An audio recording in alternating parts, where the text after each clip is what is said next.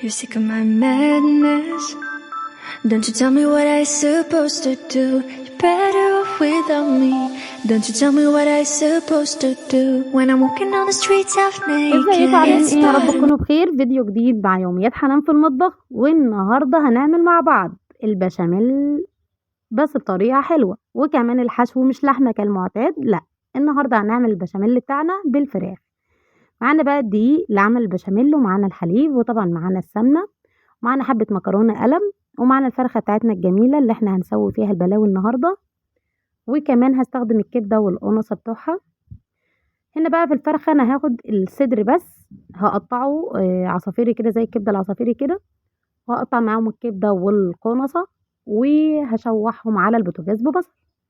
معايا التوابل بتاعتي ملح وفلفل وكزبرة، وكمان حبة ماجي اللي هي الشوربة اللي بتتباع فورية دي. معايا طبعا السمنة بتاعت البلد الجميلة. يلا نبدأ بسم الله ونشوف هنعمل ايه. اول حاجة طبعا هخلي الفرخة وهاخد الصدر بتاعها، وكمان باقي الفرخة هقطعه وهسلقه جنب الصينية بتاعت المكرونة. تمام. وزي ما قلت لكم ان انا هستخدم الكبدة والقنصة برضو بتاعت الفرخة. تمام لحد كده.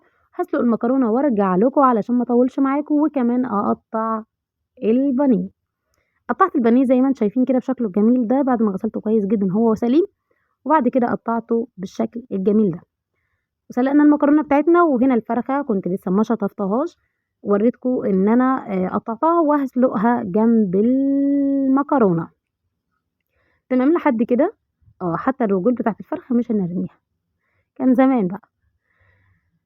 طبعا حاطه ميه هسلق فيها المكرونه على البوتاجاز، وكمان ميه نضيفه تاني هعمل منها شوربه للفرخة. حطيت في المية بتاعت الفرخة بصلاية وكمان قرن فلفل، ولو حابة ان انت تحطي اي حاجة بقى اي بوكيه جرنيه موجودة عندك، بصل جزر كوسة كل حاجة براحتك. هنبدأ بقى ان احنا نعصج الفراخ بتاعتنا زي ما بتعصجي اللحمة.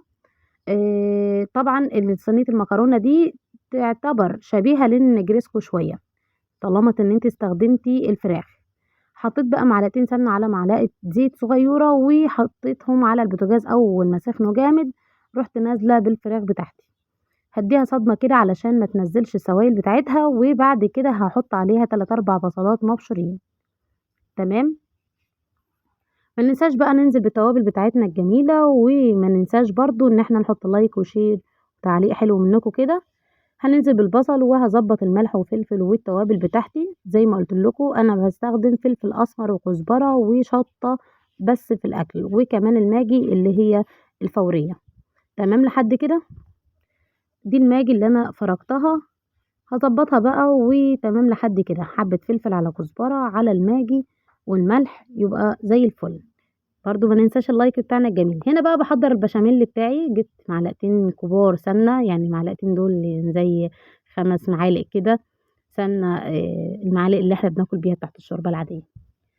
اول ما سخنوا جامد على البوتاجاز نزلت ب 3 4 معالق دقيق، قلبتهم كويس جدا لحد ما يتحمصوا معايا على البوتاجاز وتطلع ريحه الدقيق كده. ننزل بقى باللبن بتاعنا الجميل، اللبن الدسم اللي بخيره. تمام. كل حاجه هنا في الصعيد يا جماعه بخير. تمام. هنقلب كويس جدا لحد ما يتقلوا، ونظبط بقى في البشاميل. يستحسن ان انت تضيفي الماجي بس، وحبه صغننين من الفلفل الاسمر علشان ينكهوا معايا البشاميل. تمام. ده القوام اللي انا محتاجاه. طفيت عليه النار. هنا بقى نبدا الصينيه بتاعتنا نرصها، صينيه كبيره كده حلوه. كنا خلاص خلصنا العصاج وسلقنا المكرونه. دهنت الصينيه بتاعتي وهنزل بحبه من البشاميل زي ما انتم شايفين كده، واعذروني ان انا بصور لوحدي. تمام. باحاول إن أنا أسند الموبايل شوية، بس طبعًا كل ما أنا باحرّك أي حاجة على الرخامة بتتحرك معايا الموبايل. هننزل بقى بطبقة من المكرونة، هاحاول إن أنا أوزّعها كويس. عايزة أقول لِك بقى لو أنتِ نسيتِ اللايك بتاعِك الجميل يا ريت تشجعينا بيه علشان الفيديو يرفع شوية، بما إن القناة واقعة خالص يعني إلى حد الآن. إن شاء الله كده في أمل، أمل وحنان برضه. خلاص حطيت طبقة من المكرونة. طريقة حلوة جدًا إن أنتِ بعد ما تحطي المكرونة تجيبي حبة فلفل أسمر وترشيها على الطبقات اللي أنتِ بتعمليها، كل طبقة انت بتحطيها ترشي حبة من الفلفل الاسمر. مش عارفة هنا متصورة معاكم ولا لا، بس ممكن تلاحظوها في اخر طبقتين. خلاص كده كل حاجة يا جماعة بايديكم عادي طالما ايديكم نظيفة. هنا برضو العصاج، طبعا كان يستحسن ان انا استخدم معلقة، بس بصراحة كانت بعيدة عني فقلت بايدي، وانا كده كده لابسة جلافز وبغيرهم على طول فما فيش مشاكل. العصاج بتاعنا حلو جدا، وانا ضفت عليه قرنين فلفل حامي شطة احمر. تمام. فعايزه اقول لكم طعمه كان حلو جدا. بحاول ان انا اضغط كده عشان اسويها، ووزعت العصاج في كل مكان في الصينيه. على فكره الصينيه دي كبيره جدا يا جماعه، هي مش عارفه هنا مش واضحه ليه، بس اتس اوكي مفيش مشاكل.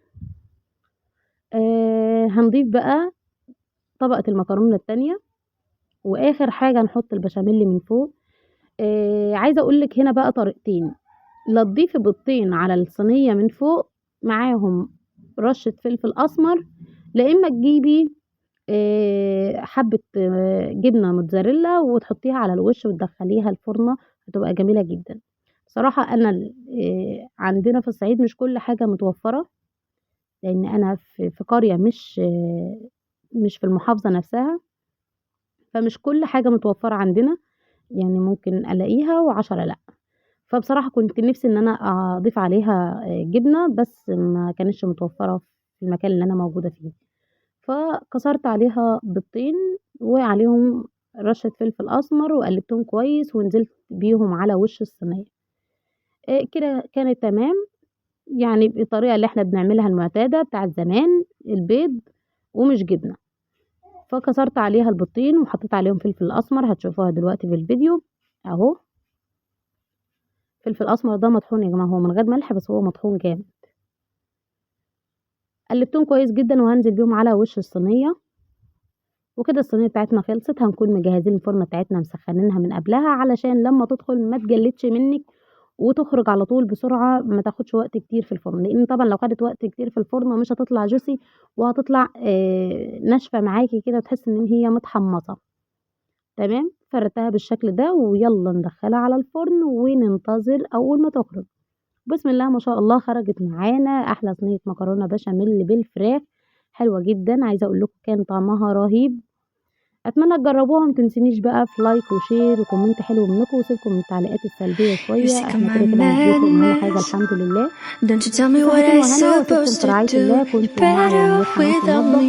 Don't you tell me what I supposed to do when I'm walking on the streets half naked? It's part of me, it's part of me.